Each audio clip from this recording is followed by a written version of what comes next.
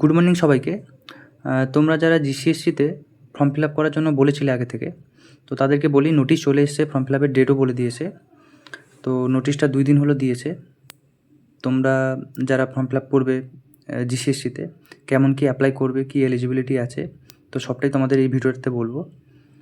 চলো বলি প্রথম থেকে কী দেওয়া আছে ফর্মটাতে বা নোটিশটাতে।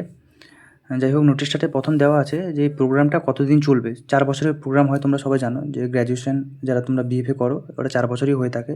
আগে 5 বছর হতো, কিন্তু ওটা কমিয়ে দিয়ে এখন 4 বছর হয়। তো অ্যাপ্লিকেশান ফি নীল দেওয়া আছে, তার মানে অ্যাপ্লিকেশান ফি লাগবে না তোমাদের। করোনার পর থেকে কিছু কিছু কলেজ ইউনিভার্সিটিতে অ্যাপ্লিকেশান ফি নেয় না। স্পেশালাইজেশান তোমরা যেই ডিপার্টমেন্টে তোমরা এক্সাম দিতে চাও, যেরকম painting Indian style, modelling and sculpture, graphics design, applied art, textile design, wood and leather, ceramics and. যাই হোক, তোমরা যেই ডিপার্টমেন্টে ভর্তি হতে চাও ফর্ম ফিল আপ সেইভাবেই করো। তারপরে যেটা আছে সেটা হলো গিয়ে সিলেকশন প্রসেস হলো তোমাদের এইচএসের রেজাল্ট, প্র্যাকটিক্যাল এক্সাম। তো এই দুটোর মধ্যেই মানে দুটোর ওপরেই হবে তোমাদের সিলেকশন। তোমরা যেমন পরীক্ষা দেবে বা এইচএসের রেজাল্ট যেমন পেয়েছো তার উপর ভিত্তি করেই কিন্তু তোমাদের সিলেকশন হবে। তারপর যেটা আছে এলিজিবিলিটি হলো তোমাদের এইচএস পাস হতে হবে।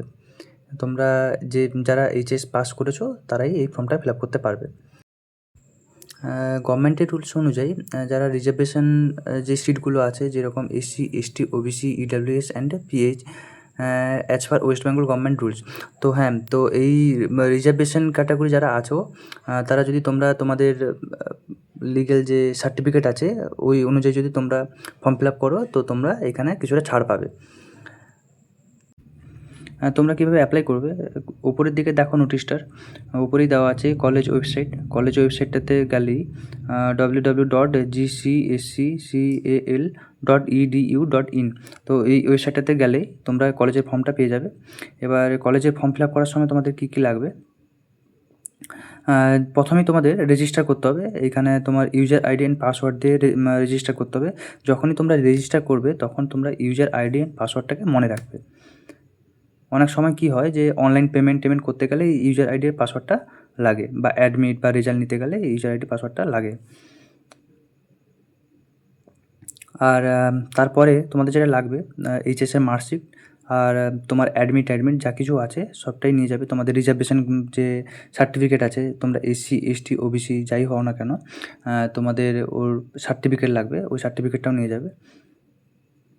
দেন ফর্ম ফিল আপ করার পর তোমাদের অ্যাডমিট কার্ড দেওয়া হবে। তো অ্যাডমিট কার্ডটা ডাউনলোড করে প্রিন্ট করে নেবে। তোমরা যদি ইউজার আইডি আর পাসওয়ার্ডটা ভুলে যাও, তাহলে এই অ্যাডমিটটা যদি তোমরা প্রিন্ট না করে থাকো তাহলে পরে গিয়ে আর পাবে না।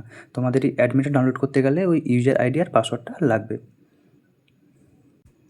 আর এই ফর্মটা তোমরা কাল থেকে পাবে, মানে 15 তারিখ থেকে পাবে, 15/6/2026 থেকে পাবে। তারপর থেকে তোমরা ফর্মটা ফিল আপ করতে পারবে। আর লাস্ট ডেট আছে 21 তারিখ পর্যন্ত, 21/6/2026। তো এর মধ্যেই তোমরা ফর্মটা ফিল আপ করে নেবে। যাই হোক, তো এই ছিল নোটিশে সব কিছুই বললাম। এরপর যদি তোমাদের এই বিষয়ে কিছু জানার থাকে বা কোনো ফর্ম ফিল আপ বা কোনো রকম কোনো কলেজের কোনো খবর যদি তোমাদের লাগে বা কোনো রকম কোনো জানার থাকে, তাহলে তোমরা কমেন্ট বক্সে এসে আমাকে জানিও।